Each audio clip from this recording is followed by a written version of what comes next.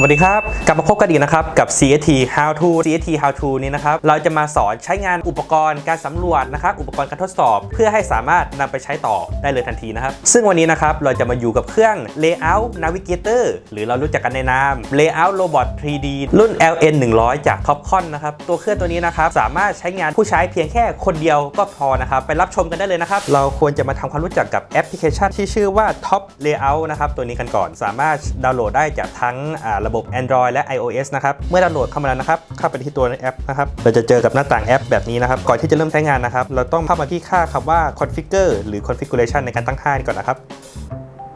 เมื่อเข้าไปนะครับหน้าต่างตรงนี้จะเป็นเรื่องของการอ่านข้อมูลการตั้งค่าต่างๆนานาของกล้องนะครับแต่ที่เราต้องสนใจก่อนนะครับก็คือสิ่งที่เรียกว่า communication นะครับตัวนี้เมื่อเข้า communication เข้าไปนะครับจะมีการเชื่อมต่ออยู่2ประเภทด้วยกั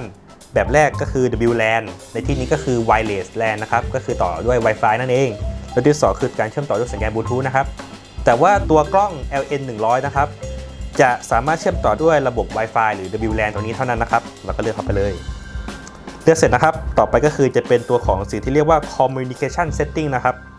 ตัวนี้คือจะเข้าไปนะครับจะทำการกด connect เพื่อเชื่อมต่อ Wi-Fi เข้ากับตัว Wi-Fi ของตัวกล้อง LN 100ของเราซึ่งจะสาธิตในขั้นตอนต่อไปนะครับครับหลังจากที่เราทำความรู้จักกับแอปพลิเคชันไปแล้วนะครับตัวต่อมาที่เราต้องรู้จักก็คือตัวสินค้าหลักของเราตัวเองตัว LN 100ตัวนี้นะครับโดยเริ่มต้นนะครับคือการเปิดเครื่องขึ้นมานะครับพอกดเปิดเครื่องครับจะขึ้นเป็นไฟสีแดงทั้งหมดมีเสียงล้อแจ้งเตือนนะครับแล้วรอสักครู่นะครับตัวกล้องจะทำการปรับจูนคาลิเบรตตัวเองภายในก่อนเล็กน้อยนะครับโดยการหมุนไป180องศาสักครู่นะครับอย่างที่เห็นนะครับกล้องจะทำการหมุนนะครับหลังจากที่เปิดขึ้นมาได้ระยะหนึ่งแล้วรอสักครู่จนกว่ากล้องจะหมุนกลับมาพร้อมใช้งานนะครับหลังจากที่ตัวกล้องนะครับทำการคาลิเบรตตัวเองเบื้องต้นนะครับหันไปหันกลับมาเรียบร้อยนะครับก็จะเข้าสู่โหมดพร้อมใช้งานนะครับเราจะสามารถมาดูไฟแสดงสัญลักษณ์ต่างๆได้นะครับมีสัญลักษณ์ไฟแสดงสถานะการเปิดเครื่องนะครับสัญลักษณ์การปล่อยสัญญาณตัว Wi-Fi นะครับตัวต่อมานะครับสัญลักษณ์ตัวนี้หน้าตาคุ้นๆนะครับหน้าตาของลูกดิ่งนั่นเองถึงแม้มันจะไม่มีลูกดิ่งออกมาให้เห็นแต่ว่ามีเสียงที่เรียกว่า Pummet Laser นะครับหรือลูกดิ่งแบบเลเซอร์เมื่อเรากดปุ่มเข้าไปจะมีแสงเลเซอร์ส่องบนพื้นนะครับเพื่อเป็นการบอกจุดศูนย์กลางได้โดยที่เลเซอร์นี้ครับสามารถปรับแสงได้3ระดับนะครั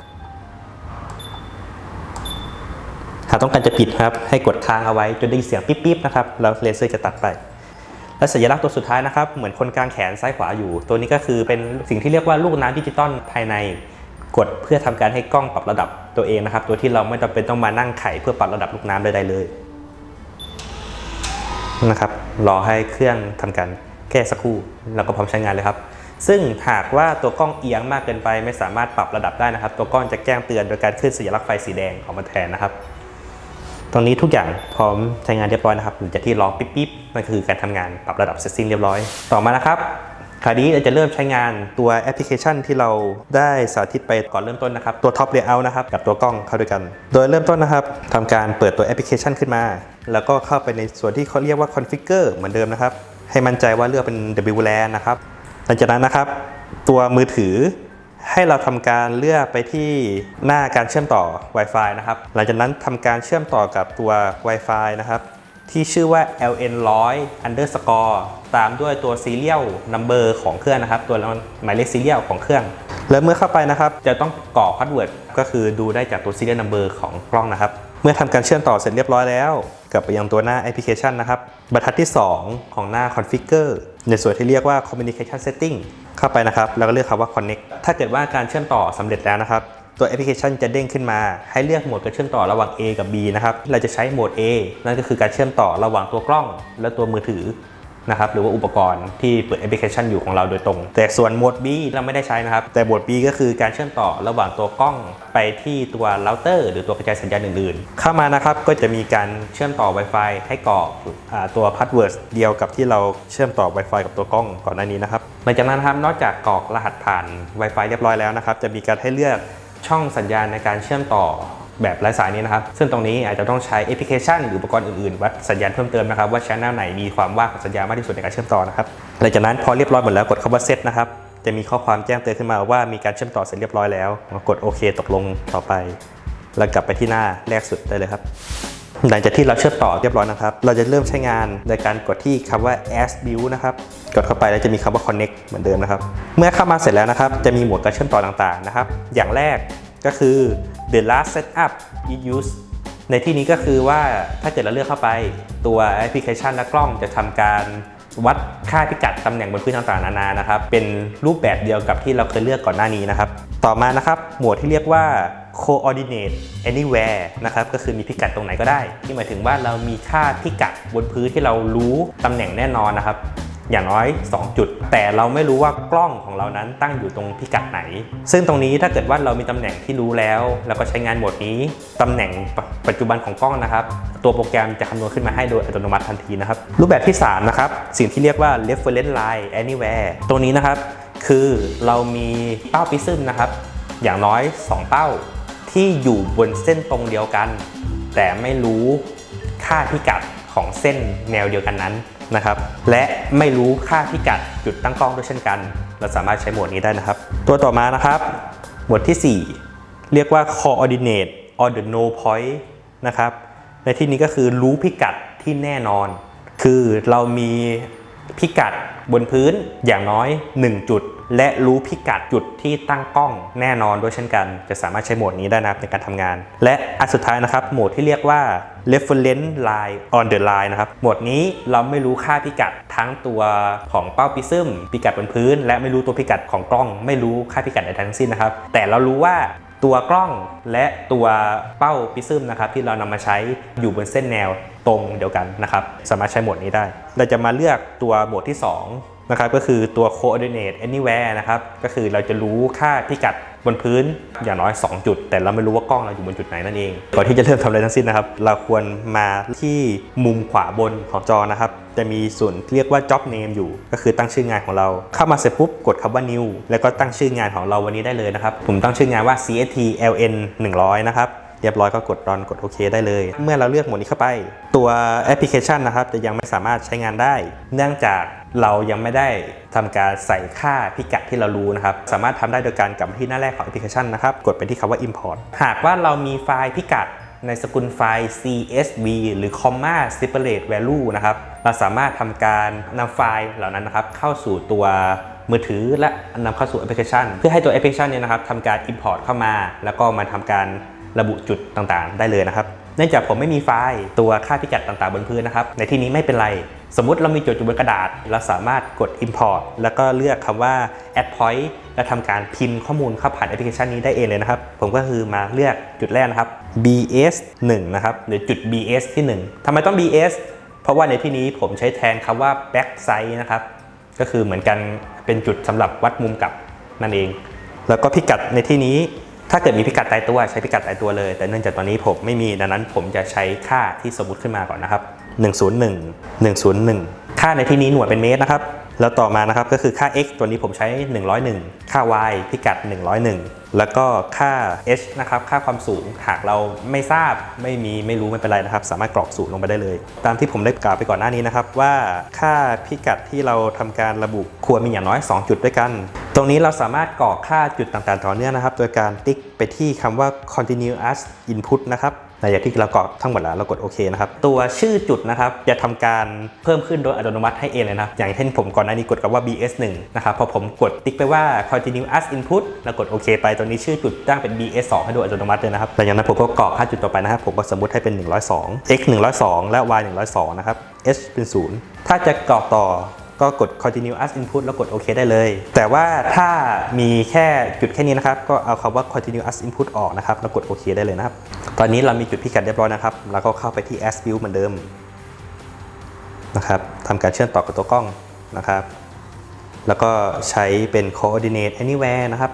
เมื่อเข้ามาสู่หน้าโหมดชื่อว่า coordinate anywhere นี่นะครับก็คือจะมีจุดพิกัดโผล่ขึ้นมานะครับจุดพวกนี้ก็คือตัวจุด BS1 และ BS2 ไว้เรียบร้อยนะครับจะมีสัญลักษณ์ที่เหมือนหน้ากระดาษและมีแถบสีเขียวคาดอยู่ถ้าเกิดกดเข้าไปดูจะมีรายการของจุดต่างๆที่เราทำการกรอกเข้าไปเองหรือว่าวัดค่าขึ้นมานะครับแสดงออกมาให้อยู่นะครับหลังจากในแอปพลิเคชันนะครับเราทำการกำหนดจุดพิกัดต่างๆที่เรารู้ค่าลงไปเรียบร้อยนะครับต่อมานะครับเราก็คือจะทำการไปที่พิกัดต่างๆเหล่านั้นนะครับโดยใช้เป้าพิซึมนะครับตัวนี้ในการพากล้องนะครับไปยังตำแหน่งต่างๆ เปิดตัวหน้าแอปพลิเคชันนะครับที่มีระบุจุดของเราไว้นะครับจะเห็นเป็นจุดสีแดงๆนะครับผมจะเข้าไปที่จุดแรกนะครับโดยการกดค้างไปที่ปุ่มที่จุดนั้นนะครับจะกลายเป็นสีฟ้าเข้ากับข้อความว่าคุณต้องการจะเลือกจุดนี้จริงหรือไม่นะครับหลังจากนั้นกดโอเคนะครับและหน้าต่างของตัวกล้องแอปพลิเคชันนะครับจะเปลี่ยนไปเป็นการหาจุดนั้นนะครับแล้วก็ถ้าเกิดดูที่ตัวกล้องนะครับตัวกล้องจะมีไฟกระพริบด้วยว่าตอนนี้เขากำลังมองหาตัวเป้าพิซึมของเรานะครับซึ่งในที่นี้ตัวกล้องตัวนี้ครับจะมีไฟสีแดงและสีเขียวถ้าเกิดว่าเราอยู่ไปทางด้านซ้ายของตัวกล้องมากๆนะครับเราจะเห็นไฟเป็นสีออกส้มสีแดงนะครับถ้าเกิดเราอยู่ทางด้านขวาของกล้องนะครับหรือทางซ้ายของตัวเรามากเกินไปเราจะเห็นไฟเป็นสีเขียวนะครับแต่ถ้าเกิดเราอยู่ตรงกลางกล้องพอดีนะครับเราจะเห็นไฟนะครับเป็นทั้งสีเขียวและสีแดงนะครับเมื่อตัวกล้องนะครับทำการแท็กกิ้งนะครับเห็นตัวเป้าพิซึมของเราเรียบร้อยนะครับตัวมือถือจะสั่นเพื่อเป็นการแจ้งเตือนนะครับซึ่งถ้าเกิดว่ากล้องทำการเห็นตัวเป้าของเราเรียบร้อยนะครับแล้วเราทำการขยับนะครับจะเห็นนะครับว่ากล้องจะสามารถหมุนตามเป้าพิซึมของเราได้เลยนะครับ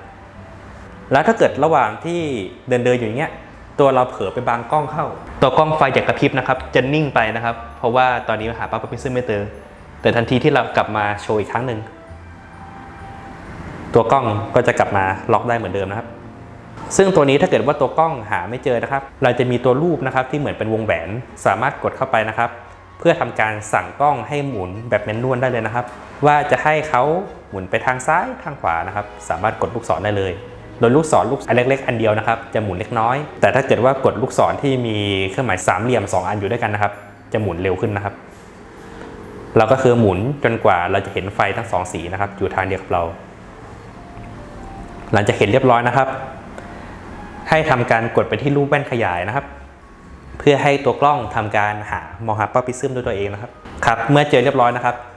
แอปพลิเคชันจะกลับมาอยู่ที่หน้าจอหลักพร้อมกับมือถือสั่นขึ้นนะครับเป็นการแจ้งเตือนว่าหาพบแล้วไฟที่ตัวกล้องนะครับจะกระพริบเป็นการว่าตอนนี้มองหาเป้าพิซึมและทำการระบุตำแหน่งทำการแท็กหาเป้าเรียบร้อยนะครับผมก็สามารถเดินได้เลยนะครับอย่างที่เห็นสมมติว่าผมต้องการจะระบุว่าจุดตรงนี้นะครับคือจุด101หรือจุด DS1 ที่ผมระบุไว้นั่นเองนะครับผมก็ชี้เป้าไปที่พื้นทำการดูให้ระดับฟองน้ำของผมตรงนะครับเมื่อทุกอย่างเรียบร้อยแล้วก็สามารถกดปุ่มโอเคได้เลย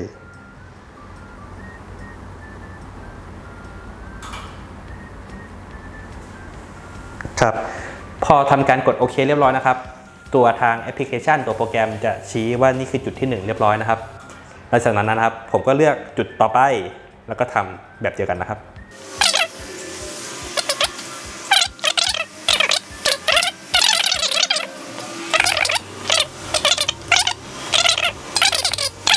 เสร็จเรียบร้อยนะครับ3จุดจะสังเกตได้ว่าหน้าแรกสุดของแอปพลิเคชันนะครับตอนนี้เรามีสัญลักษณ์ที่4โผล่ขึ้นมานะครับคือจะเหมือนเครื่องคิดเลขนะครับเป็นรูปเครื่องคิดเลขถ้าเกิดเราทำการกดเข้าไปเขาจะแจ้งเตือนบอกว่าตอนนี้จะทำการหาตำแหน่งของกล้องจากจุดที่เรารู้ค่าเหล่านี้ใช่หรือไม่ตกลงโอเคนะครับพอตกลงโอเคนะครับเราจะได้พิกัดปัจจุบันของกล้องออกมาเรียบร้อยนะครับ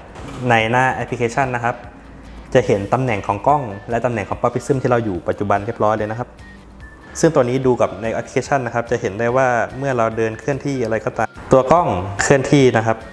ตามในแผนที่ของเราด้วยเสมอนะครับเมื่อผมทำการเคลื่อนเป้าพิซึมนะครับกลับมาสู่พิกัดเดิมที่ผมเคยระบุเอาไว้นะครับก็จะมีการแสดงขึ้นมาในแผนที่ด้วยเหมือนกันนะครับโดยที่ในตัวหน้าแอปตรงนี้นะครับเราสามารถทำการวัดตำแหน่งของจุดแต่ละจุดได้ด้วยทั้งหมดเลยนะครับแล้วก็หลังจากที่เราทำการหาพิกัดต่างๆแล้วนะครับแล้วตอนนี้เราได้พิกัดของตัวกล้องมาเรียบร้อยนะครับสมมุติว่าผมต้องการจะระบุจุดต่อไปนะครับผมก็สามารถเดินไปที่จุดนั้นได้เลย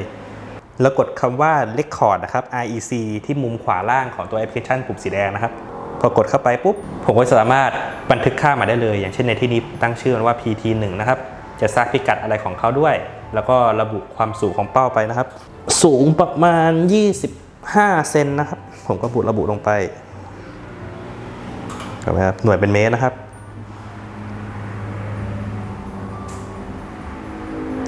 แล้วก็จะมีคำว่ามีชื่อจุดที่ผมเพิ่งระบุลงไปนะครับปรากฏในแผนที่ให้เรียบร้อยเลยนะครับเพราะแล้วผมก็สามารถทำแบบนี้ซ้ำไปได้เรื่อยๆนะครับจนกว่าจะทำการวัดค่าพิกัดตำแหน่งตรงนั้นให้เรียบร้อยนะครับสมมติผมจุดหนึ่ง นะครับเป็น point 2ดูระดับฟองน้ำให้ตรงกด record เหมือนกันครับได้เรียบร้อยนะครับมากดโอเคนะครับบันทึกได้เรื่อยๆเลยนะครับเสร็จสิ้นตรงนี้นะครับก็สามารถกดดูนะครับรายการจุดต่างๆนะครับที่ผมวัดมาได้นะครับมันจะมีระบุตำแหน่งพิกัดทุกอย่างเอาไว้ให้เรียบร้อยนะครับ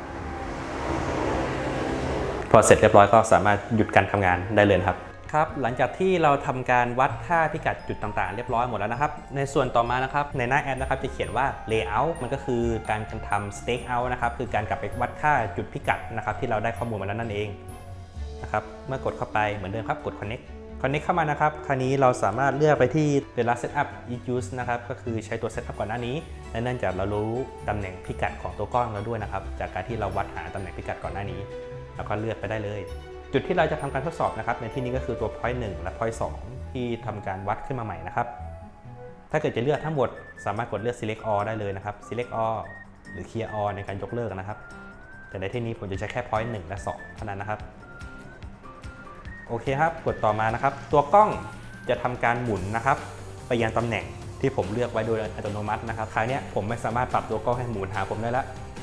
ผมต้องเป็นคนเข้าไปหาตัวกล้องเอง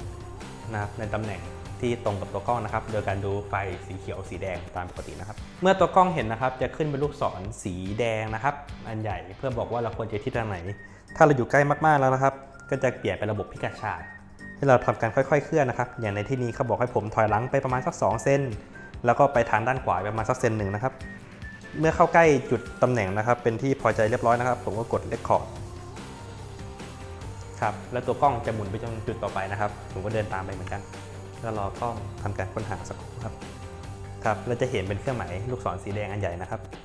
คราวนี้เขาบอกผมว่าให้ไปข้างหน้าประมาณสัก30เซนแล้วไปทางขวาประมาณ3เซนนะครับเมื่อเข้าใกล้นะครับระบบพิกัดฉากจะเปลี่ยนไปอีกนะครับปรับให้ตรงเมื่อมั่นใจเรียบร้อยแล้วนะครับกด record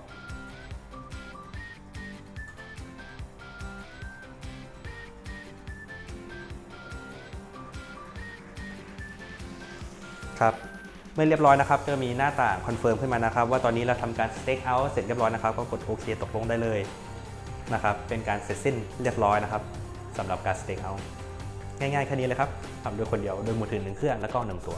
ครับก็จบไปแล้วนะครับกับ CST How To นะครับถ้าใครมีคำถามอะไรเพิ่มเติมคอมเมนต์เอาไว้ด้านล่างได้เลยนะครับเดี๋ยวทีมงานของเราจะเข้าไปตอบให้นะครับและใครสนใจเจ้าเครื่องนี้นะครับ LN100 ตัวนี้ก็สามารถติดต่อเข้ามานะครับตามที่ขึ้นเอาไว้ด้านล่างนี้ได้เลยสำหรับวันนี้ก็ขอลาไปก่อนนะครับขอบคุณครับ